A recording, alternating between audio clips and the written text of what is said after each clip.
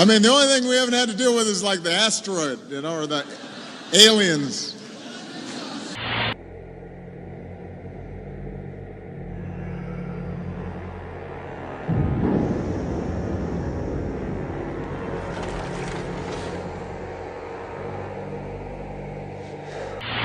Aliens. Pentagon military official who ran the covert government program up until this last November, Luis Elizondo. Luis, thank you so much for your time tonight. I mean, first, tell us what the purpose of the program was and why it was so secretive.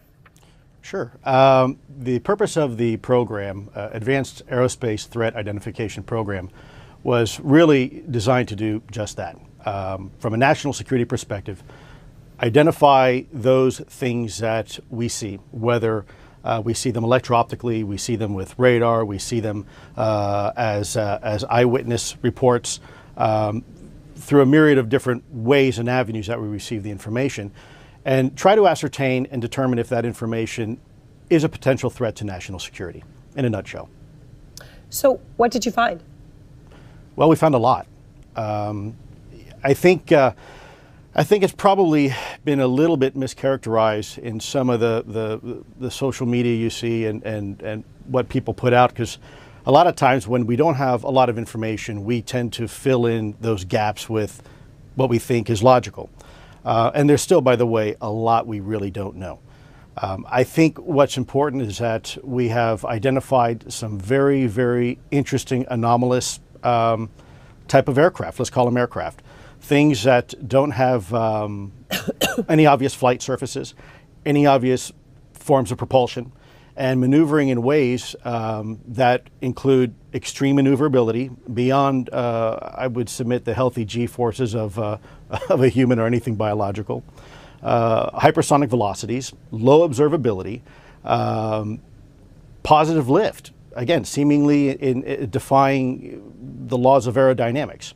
So people so do are you talking. Think, I mean, I know, but do you believe, when you get that Navy pilot saying what he said, do you think that was, a UFO? To obviously, I don't have any other word to use, or that, or something else? Sure, that's a great question. Keeping in mind, it's not just the pilot's testimony on an observation. Sure, when someone comes to you who's in charge of a multi-million-dollar weapon platform, who maintains a top secret security clearance, who is paid and trusted by this country to go fight wars and to fly over cities with live munitions, and by the way, they're trained observers with millions of dollars invested in their training. Yep. I would submit to you it's pretty compelling. But on top of that, it's not just the eyewitness testimony. It is actual electro-optical data and radar returns. It's also people like radar operators and air traffic controllers. So I think the discussion should be maybe a little bit broader than that. I think people are focusing just on 2 videos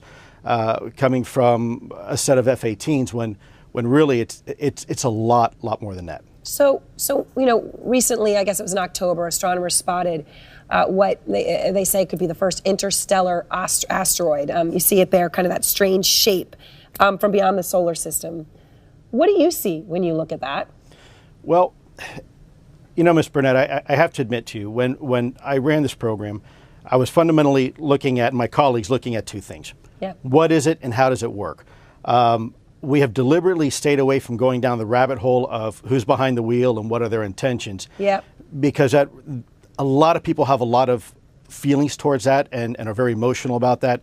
And what I wanted to do is to allow the data to speak for itself and then use that data to inform leadership, senior DOD leadership, about the potential threat that these type of technologies pose to national security, especially over any type of controlled airspace that we might have.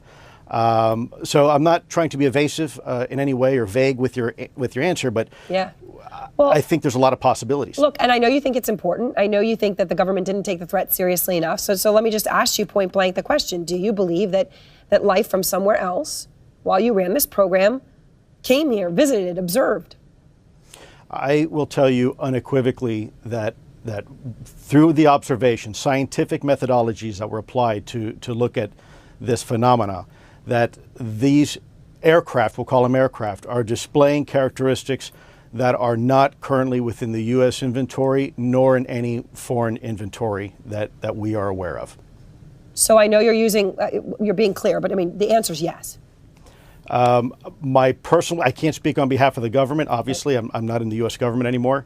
My personal belief is that there is very compelling evidence that we may not be alone, whatever that means. Commander David Fravor spent 18 years as a naval aviator, a pilot. In 2004, he had an unforgettable encounter with an aircraft he said was defying the laws of physics. Former Commander Fravor joins us tonight. Thanks a lot for coming on tonight. Tell us what you saw. Well, we had launched on a routine training mission. When we joined up, we were told that the event was going to be canceled and that we had real-world tasking, and we were sent out to the west. Now, take in mind that this has taken place about 100 miles southwest of San Diego, between San Diego and Ensenada, Mexico. Yep. On a clear, perfect day, blue waters. We get out to the spot where they tell us it's at. We start looking around, and both airplanes see a disturbance in the water and a white 40-foot long tic-tac shaped object just hovering above the water, going forward, back, left, right. There's no rotor wash, there's no wings, nothing. So as we drive around in a clockwise flow, we get to about the 9 o'clock position, and I said, well, I'm going to go down and check it out, and the other jet is going to stay high. So as we go down, and when we get to the 12 o'clock position, it starts to mirror us. So it's in a clockwise flow, and it's on the opposite side of the circle from us. And we continue this. It's in a climb. We're in a descent. We're getting a great look at it. This whole thing takes about probably up to 5 minutes from the time we show up.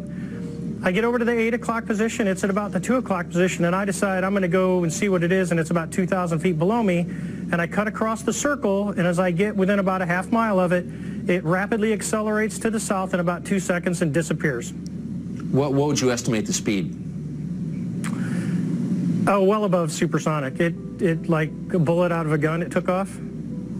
So from what you know about aerodynamics, mechanics, physics, should this be possible, what you saw? Not with the technology that we have today. Not at all. Even now, even 13 years later, is there anything that you know of capable of this kind of behavior? No, there's nothing I know of. I mean, when we saw the video with the IR, it has no exhaust, no discernible things of anything form of propulsion. And this thing came from a dead hover over the water, just kind of moving around, to a climb up to about 12,000 feet to rapidly accelerating away in a climb, and in less than 2 seconds it was gone. And you figure you're talking 50 miles of visibility, and you can easily see an object that size easily out to 10 miles, and it just disappeared in seconds. What would be the effects on a human pilot of the G-forces involved in that altitude change? Well, the altitude wouldn't be bad. It would be the acceleration of the object. That's right. Honestly, I wanted to fly it. Yeah, but, I bet. There's, talking to some physicists, they don't think the human body could handle that kind of force with that acceleration. It doesn't sound like the human body could. So bottom line, what do you think this was? I believe, as do the other folks that were on the flight, that when we visually saw it, that it was something not from this world. When presumably you expressed that belief to your superiors, what did they say? Well, actually, we caught a lot of grief getting back to the boat, and it got passed off as an event that no one could explain. Now, keep in mind, they had been tracking these for 2 weeks prior to us seeing it, and this was the first time that manned airplanes had been airborne when the objects appeared. This feels like a really big story to me. It's not exactly clear why Vladimir Putin's more interesting than this. I think this seems like a big deal. And Commander, I appreciate your taking the time to talk to us about it. You seem sober and believable, and I appreciate it. Why, thank you very much, Tucker. Now for something rather different. The US Defense Department has acknowledged running a secret multi-million-dollar program to investigate unidentified flying objects, or UFOs. The New York Times says the program was launched 10 years ago at the request of a former and senior Democratic Senator Harry Reid. The Pentagon has confirmed that the Advanced Aviation Threat Identification Program ended in 2012. But is it continuing under another guise within the vast universe of the US defense establishment? Well, we can speak now to Nick Pope, former UFO investigator for the British Ministry of Defence. He's on webcam from California. Nick, thanks for joining us on BBC World News. Does this have the ring of truth to you? Yes, absolutely. This program definitely took place. In one sense, it's not surprising that the US government was investigating UFOs. The real story, I think, is the fact that they had denied it so vehemently for so many years. It seems that a lot of the work took place within a private company, this company that was run by billionaire Robert Bigelow, who's still very involved in space. Yes, that's a classic tool within the intelligence community to make things like congressional scrutiny and Freedom of Information Act requests more difficult. And effectively, it takes it outside of the scope of freedom of information altogether. And indeed, we did a similar thing in the Ministry of Defense with a classified intelligence study that we did on the UFO mystery. So again, that part of it I can well understand. If they'd found anything, would they tell us? No, almost certainly not.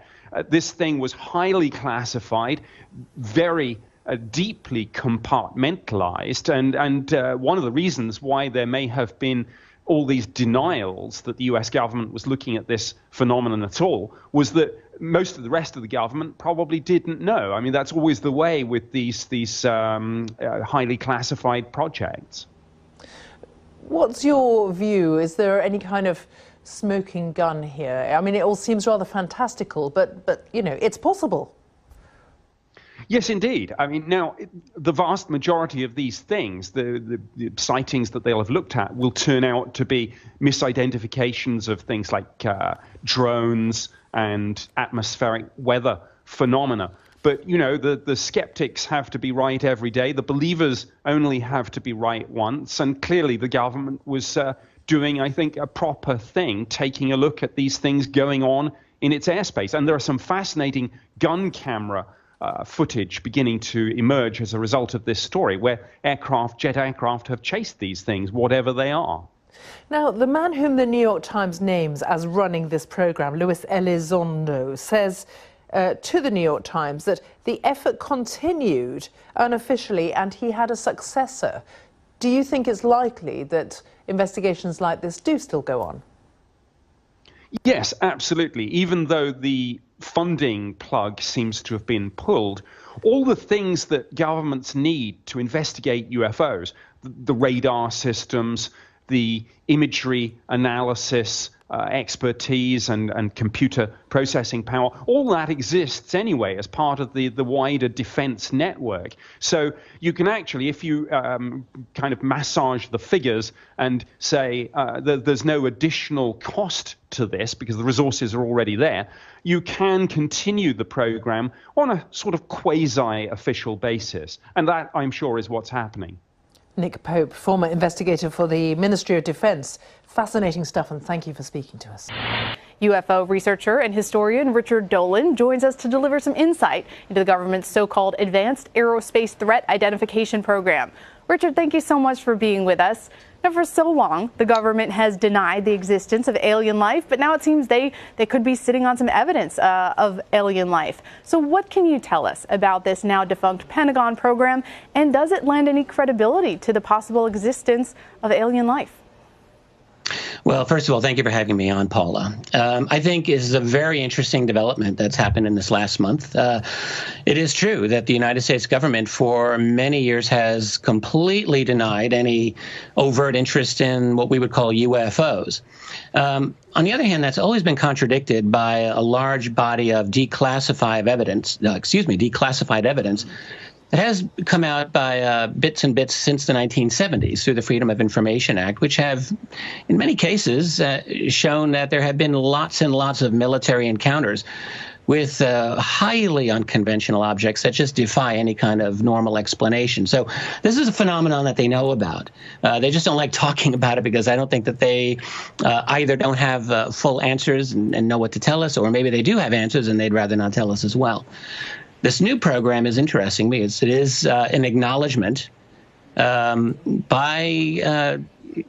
the Pentagon itself, after investigation by New York Times journalists, of a program to study UFOs, and this goes right up into our own century. It was only shut down a few years ago, and they've had some very, very unusual cases that they, again, cannot explain. Just as in the 1950s and 60s, so too in the 21st century. Unusual and fascinating. Now, much of the funding went to a billionaire friend of former Senator Harry Reid, Robert Bigelow. His company, Bigelow Aerospace, claims it recovered materials from, quote, unidentified aerial phenomenon. Now, what can you tell us about Bigelow Aerospace and what it actually found? Well, I'm very glad you're asking this question. It's an unusual one, and I'm not hearing it asked anywhere else in the media. But this was one of the little bombshells that came out in the New York Times piece a couple of weeks ago, that objects that were recovered from these encounters, or somehow UFOs have been recovered and studied. This is a claim that's been going for years and years and years, and the government would blandly just say, no, that's never happened, never happened. And suddenly now, boom, here's the acknowledgement that they've been doing it. What nobody knows, or at least what I don't know, is what Bigelow Aerospace has determined what these objects are. But they're a major company. Robert Bigelow has run this company for many, many years. He's been a defense contractor for a long time. He's clearly very well connected, and has personally indicated a strong interest in UFOs for a long, long time. Now, one of the highlights of this recent fervor is footage from a Navy F-18 showing what has been described as, quote, aircraft surrounded by a glowing aura traveling at a high speed and rotating as it moves. Now, some could argue that this is just the latest in a series of these dubious UFO sightings. But in your expert opinion, is there anything different about this specific account? Yes, I think it's very interesting. And I mean, look, when you look at some of these UFO videos on their own without context, it's easy to be dismissive of them and say, oh, well, that doesn't prove anything. But we have to look at everything in context. And this video was released by the Navy in connection with an incredibly fascinating UFO encounter. The Navy had not a particular object for 2 weeks before they actually sent a couple of F-18A Hornets to intercept. Those are top-of-the-line fighter jets, by the way, and who were completely outclassed by this object that people are able to see on video here. So it's quite interesting. That object had been tracked at an altitude of 80,000 feet, which is very high, dropping down to 20,000 feet, apparently quite easily, and then was seen either at the water level or below the water, making maneuvers that I think the pilot of the F-18A said, basically, I don't know what that is, but I want to fly it. Wow. Richard Dolan, thank you so much for joining us to share your expertise on this fascinating subject. Thank you. It was my pleasure. Thank you. How did we do it without space? The Vice President will serve as the Council's chair. The privatization of certain aspects is going to play a very crucial role, don't you think? They are truly into it. I will say that's not easy because everybody wants to be on this board. People that you wouldn't have believed loved what we're doing so much. They want to be some of the most successful people in the world want to be on this board. The human soul yearns for discovery. By unlocking the mysteries of the universe, we unlock truths within ourselves. That's true. Our journey into space will not only make us stronger and more prosperous, but will unite us behind grand ambitions and bring us all closer together. Wouldn't that be nice? Can you believe that space is going to do that? I thought politics would do that. Well, we'll have to rely on space instead. There were a number of extraterrestrial vehicles out there cruising around, flying the same kind of formation we fly in our fighters. They didn't have wings, they were saucer-shaped, and we never could get as high or as fast as they were, so to really positively identify them, but they were metallic-looking and saucer in shape, and they could do a few maneuvers that we couldn't do in an airplane, like just horizontally displace themselves rapidly. If the world of 1916 was complex, or the world of 1945 was complex, the world of 2016 is intensely complex. And I can tell you that from personal experience And I know there's many others who can tell you that as well. And you will graduate and be in that world. And you're going to be leading the soldiers and the sailors, the airmen and the Marines in that world. You'll be dealing with terrorists. You'll be dealing with hybrid armies. You'll be dealing with little green men. You're going to be dealing with tribes. You'll be dealing with national leaders and local leaders. You'll be dealing with politics and economics. And you'll be dealing with direct fire and indirect fire. And you're going to be dealing with it all. And it's all going to be dealt with simultaneously. A lot of room out there, right? Infinity and beyond was infinity. It could be infinity. We really don't know, but it could be. There's got to be something, but it could be infinity, right?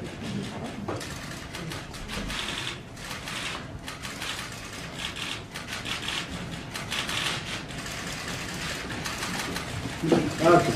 All right. Aliens